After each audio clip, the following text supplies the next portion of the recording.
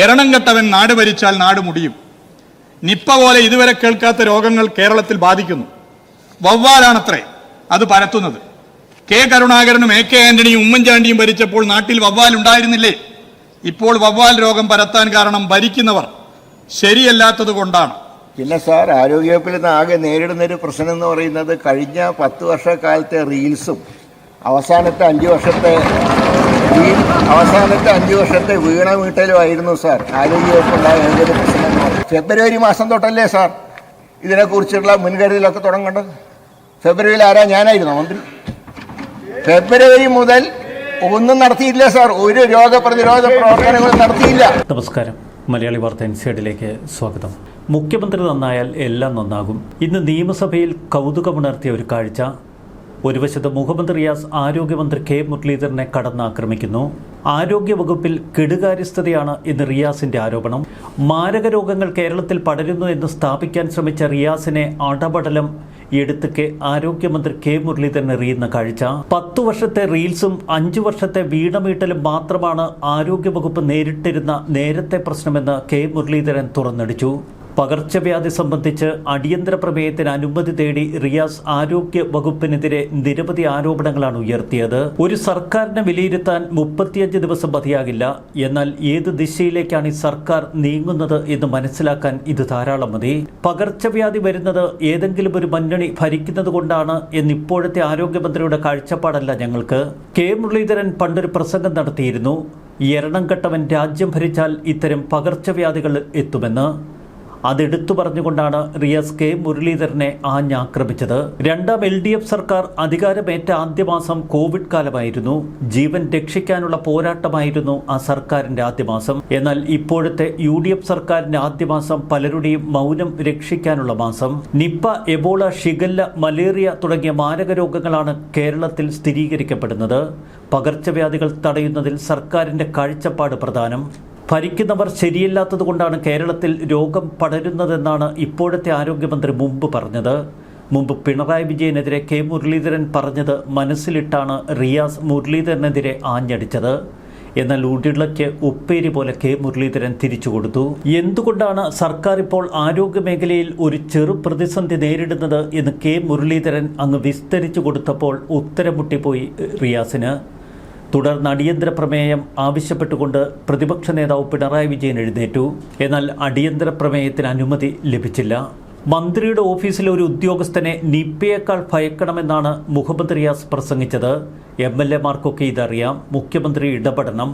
101-നേക്കാൾ വലുതാണ് 35 എന്ന് നിയമസഭയിൽ തെളിയിക്കാൻ പോകുന്ന നാളുകളാണ് ഇനി വരാൻ പോകുന്നത് എന്നൊക്കെ റിയാസ് തട്ടിവിടുമ്പോൾ എന്തൊക്കെയോ വലിയ കാര്യങ്ങൾ സംഭവിക്കുമെന്ന് എല്ലാവരും പ്രതീക്ഷിച്ചു. എന്നാൽ വളരെ കൂളായി കെ മുരളീധരൻ അങ്ങ് എഴുന്നേറ്റു. പകർച്ചവ്യാധികൾ തടയാൻ വേണ്ടത്ര മുന്നൊരുക്കങ്ങൾ നടത്തിയില്ല എന്നായിരുന്നു റിയാസിന്റെ ആരോപണം. അത് ശരിവെച്ചുകൊണ്ട് കെ മുരളീധരൻ പറഞ്ഞു, ശരിയാണ്, പകർച്ചവ്യാധികൾ തടയുന്നതിൽ മുന്നൊരുക്കങ്ങളൊന്നും ഉണ്ടായില്ല. ഫെബ്രുവരി മുതലാണ് സാധാരണ മുന്നൊരുക്കങ്ങൾ നടത്തേണ്ടത്. ആ കാലയളവിൽ താനായിരുന്നില്ല മന്ത്രി. തങ്ങൾ അധികാരത്തിലെത്തിയിട്ട് 35 ദിവസം മാത്രം. നേരത്തെ മന്ത്രിയായിരുന്നവർ മുന്നൊരുക്കങ്ങൾക്കൊന്നും ശ്രമിക്കാതിരുന്നത് കൊണ്ട് അതിൻ്റെയൊക്കെ ഭവിഷ്യത്താണ് ഇപ്പോൾ അനുഭവിക്കുന്നത്. ചില ഉദ്യോഗസ്ഥർ ഭരണം മാറിയതറിയാതെ ചിലരോട് കൂറ് കാണിക്കുന്ന ചില പ്രവർത്തനങ്ങൾ നടത്തിയപ്പോൾ കസേര മാറ്റിയിരുത്തിയതേയുള്ളൂ എന്നും മുരളീധരൻ ഒരു വിശദീകരണം നൽകി. അത് നിർത്തിയില്ല, ഇനി ഭാവിയിലും ഉണ്ടാകും. ഒരു വശത്ത് കെ മുരളീധരൻ മുഹമ്മദ് റിയാസിനെ എടുത്തൊടുക്കുമ്പോൾ മറുവശത്ത് ഭരണകക്ഷി ബെഞ്ചുകളിൽ ആഹ്ലാദാരവം. വല്ലാത്തൊരു പ്രഹരമാണ് റിയാസിന് ഇന്ന് നിയമസഭയിൽ കിട്ടിയത്. കെ മുരളീധരന്റെ മറുപടി ഇങ്ങനെ. ഒപ്പം മുഹമ്മദ് റിയാസ് നിയമസഭയിൽ ഉന്നയിച്ച ചോദ്യം ഇങ്ങനെ: എരണം കെട്ടവൻ നാട് ഭരിച്ചാൽ നാട് മുടിയും. നിപ്പ പോലെ ഇതുവരെ കേൾക്കാത്ത രോഗങ്ങൾ കേരളത്തിൽ ബാധിക്കുന്നു.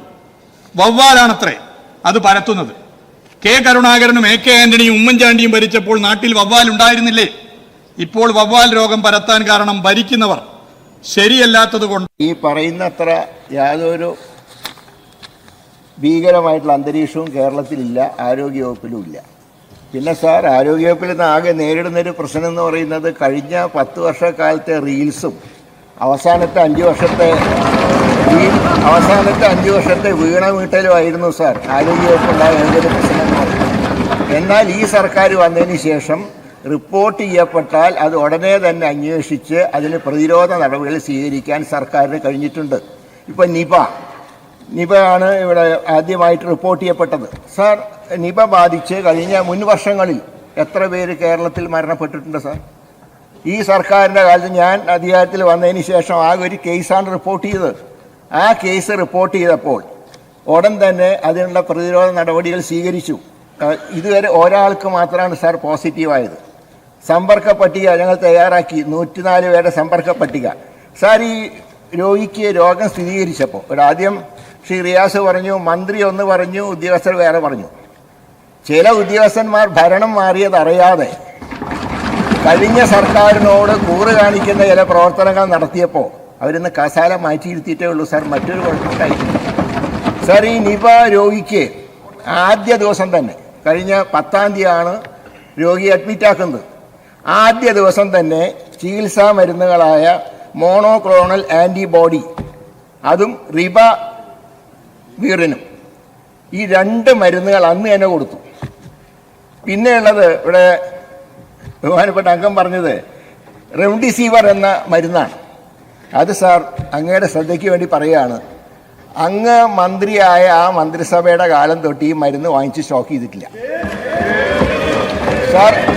24 മണിക്കൂറിനുള്ളിൽ 10-ാം തീയതി റിപ്പോർട്ട് ചെയ്തു. 24 മണിക്കൂറിനുള്ളിൽ ബഹറിൽ നിന്ന് ഡൽഹി വഴി ആ മരുന്ന് കണ്ണൂരെത്തിച്ച് അന്ന് രാത്രി തന്നെ രോഗിക്ക് ആദ്യ ഡോസ് കൊടുത്തു. ഇപ്പോൾ അദ്ദേഹം സത്യത്തിൽ ആ രോഗിയെ അവിടെ അഡ്മിറ്റ് ചെയ്യുമ്പോൾ 24 മണിക്കൂർ പോലും ആ രോഗി സർവൈവ് ചെയ്യില്ല എന്നായിരുന്നു ഡോക്ടർമാർ പറഞ്ഞത്. ഏതായാലും ഇതുവരെയായിട്ട് കുഴപ്പം കൂടാതെ അദ്ദേഹം വെന്റിലേറ്ററിലാണ്. പക്ഷേ സ്ഥിതി ഗുരുതരമാണ് എന്ന് ഞാൻ സമ്മതിക്കുന്നു. പക്ഷേ 69ഓളം ടെസ്റ്റ് നടത്തി എല്ലാം നെഗറ്റീവാണ് സാർ. പ്രതിരോധ പ്രവർത്തനങ്ങൾ നടത്തിയിരുന്നെങ്കിൽ ഫെബ്രുവരി മാസം തൊട്ടല്ലേ സാർ ഇതിനെക്കുറിച്ചുള്ള മുൻകരുതലൊക്കെ തുടങ്ങേണ്ടത്? ഫെബ്രുവരിയിൽ ഞാനായിരുന്നു മന്ത്രി. ഫെബ്രുവരി മുതൽ ഒന്നും നടത്തിയില്ല സാർ. ഒരു രോഗപ്രതിരോധ പ്രവർത്തനങ്ങളും നടത്തിയില്ല. മഴക്കാല ശുചീകരണ പ്രവർത്തനങ്ങൾ ഒന്നും നടത്തിയില്ല. ഇതെല്ലാം കഴിഞ്ഞ മെയ് മാസത്തിൽ ഞങ്ങളൊക്കെ ചാർജ് എടുത്തപ്പോഴാണ് ഈ രോഗം അപ്പോഴേക്കും വ്യാപിച്ചു കഴിഞ്ഞു. പക്ഷേ ആ വ്യാപനത്തിന് ഒരു പരിധി വരെ തടയാൻ ഈ സർക്കാരിന് കഴിഞ്ഞിട്ടുണ്ട്. അതിന് പ്രഖ്യാപിച്ച ഡ്രൈഡേ ഞാൻ പറഞ്ഞാൽ ഇതൊക്കെ മറുപടിയിൽ പറഞ്ഞ കാര്യങ്ങളാണ്. അദ്ദേഹം നേരത്തെ തയ്യാറാക്കി കൊണ്ടുവന്ന ഒരു പ്രസംഗം കാരണമാണ് അതൊക്കെ എഴുതി വായിച്ചത്. കാസർഗോഡ് മാത്രമല്ല, ഇതിൻ്റെ ലിസ്റ്റ് തയ്യാറാക്കിയിട്ടില്ല. ഇപ്പോഴാണ് DPC കൂടി ലിസ്റ്റ് തയ്യാറാക്കി സാർ. അത് ഇന്നോ നാളേക്ക് ലിസ്റ്റ് പുറത്തിറക്കും. ഇത് DPC കൂടണേ സാർ, ഇതൊന്നും കൂടിയിട്ടില്ല. ഇത് മാത്രമല്ല, ഏറ്റവും രസകരമായൊരു കാര്യം, മുമ്പ് 4/6/2018 അന്ന് ശ്രീ അനൂപ് ജേക്കബിൻ്റെ ചോദ്യം ഉണ്ടായിരുന്നു. നിപ വൈറസ് ബാധ മൂലം ഈ വർഷം എത്ര പേർ മരണപ്പെട്ടു, എത്ര പേർ ഗുരുതരാവസ്ഥയിലാണെന്ന് അറിയാമോ? നിപ വൈറസ് ബാധ മൂലം ഈ വർഷം സംസ്ഥാനത്ത് 16 പേർ മരണപ്പെട്ടിട്ടുണ്ട്. 2 പേർ ചികിത്സയിലാണ്. എന്നിട്ടാണ് സാർ ഒരു രോഗി, വെന്റിലേറ്ററിൽ കിടക്കുന്ന രോഗി കാരണം ഇവിടെ എല്ലാ നിപ വ്യാപിച്ചു എന്നുള്ള ദുഷ്പ്രചരണം ഇവിടെ നടത്തുന്നു സാർ. DMOമാരെ വയ്ക്കും. കാരണം ഇതൊക്കെ മുമ്പ് ചെയ്യണ്ടേ സാർ? അധികാരത്തുള്ള കാലത്ത് ഇതുപോലെ നോക്കിയോ? ഇതൊന്നും എരണം കെട്ടവൻ നാട് ഭരിച്ചാൽ നാട് മുടിയും. നിപ്പ പോലെ ഇതുവരെ കേൾക്കാത്ത രോഗങ്ങൾ കേരളത്തിൽ ബാധിക്കുന്നു.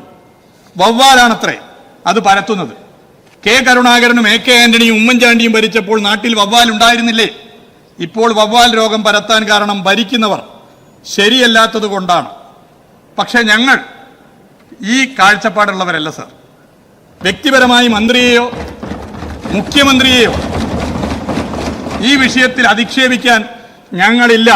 അത് ഇടതുപക്ഷത്തിന്റെ രാഷ്ട്രീയ സംസ്കാരമല്ല എന്നുള്ളത് ചൂണ്ടിക്കാട്ടാൻ ഞാൻ ആഗ്രഹിക്കുകയാണ് സാർ. അതാണ് സാർ, ഒരു സർക്കാരിനെ വിലയിരുത്താൻ ഒരു 35 ദിവസം മതിയാകില്ല എന്നുള്ളൊരു വസ്തുതയാണ്. പക്ഷെ ഒരു സർക്കാർ ഏത് ദിശയിലേക്കാണ് സഞ്ചരിക്കുന്നതെന്ന് തിരിച്ചറിയാൻ 35 ദിവസം ധാരാളമാണ് സാർ.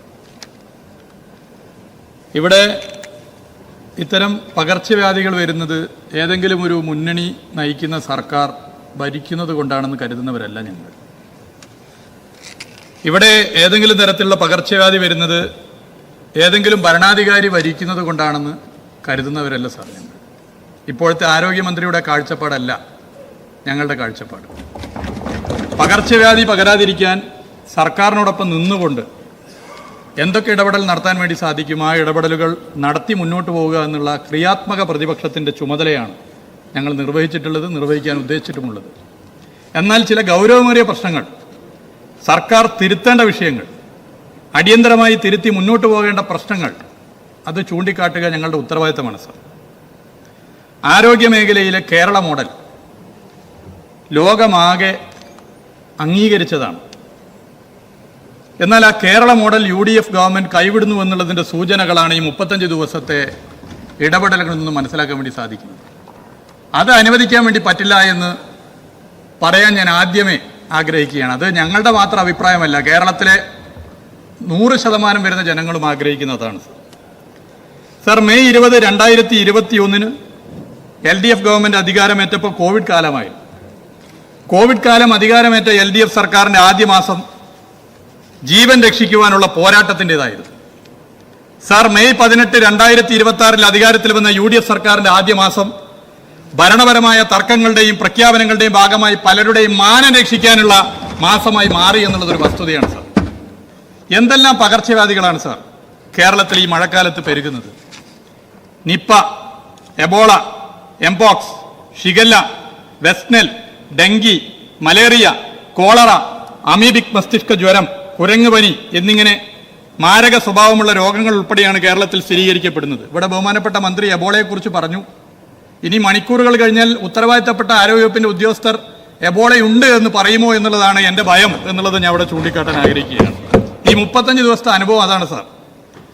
സാർ, പകർച്ചവ്യാധികൾ കേരളത്തിൽ പടരുന്നതിൻ്റെ കാരണം അത് ആര് ഭരിക്കുന്നു എന്നുള്ളത് നോക്കിയല്ല, എന്നാൽ അവ തടയുന്നതിൽ സർക്കാരിൻ്റെ കാഴ്ചപ്പാട് എന്ത് എന്നുള്ളതാണ് സാർ പ്രധാന പ്രശ്നം.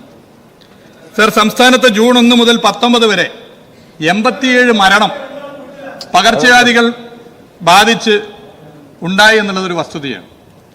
ഷിഗല്ല 7 മരണം, 133 രോഗബാധിതർ. ഇൻഫ്ലുവൻസ 13 മരണം, 1350 രോഗബാധിതർ. വയറിളക്കം 5 മരണം, 58,031 രോഗബാധിതർ. മസ്തിഷ്കജ്വരം 4 മരണം, 14 രോഗബാധിതർ. മഞ്ഞപ്പിത്തം 4 മരണം, 469 രോഗബാധിതർ. ഡെങ്കിപ്പനി 11 മരണം, 1270 രോഗബാധിതർ. എലിപ്പനി 13 മരണം, 469 രോഗബാധിതർ. അമീബിക് മസ്തിഷ്കജ്വരം 3 മരണം, 13 രോഗബാധിതർ. പനി 2 മരണം, 2,19,988 രോഗബാധിതർ. ടൈഫസ് 1 മരണം, 40 രോഗബാധിതർ. ചിക്കൻ ബോക്സ് 1 മരണം, 1640 രോഗബാധിതർ. പേവിഷബാധ 2 മരണം. വെസ്റ്റിനിൽ മരണമില്ല, 6 രോഗബാധിതർ. എംബോക്സ് മരണമില്ല, ഒരാൾക്ക് രോഗബാധ. സാർ, നിപ്പ മരണമില്ല, ഒരാൾ അത്യാസന്ന നിലയിലാണ്.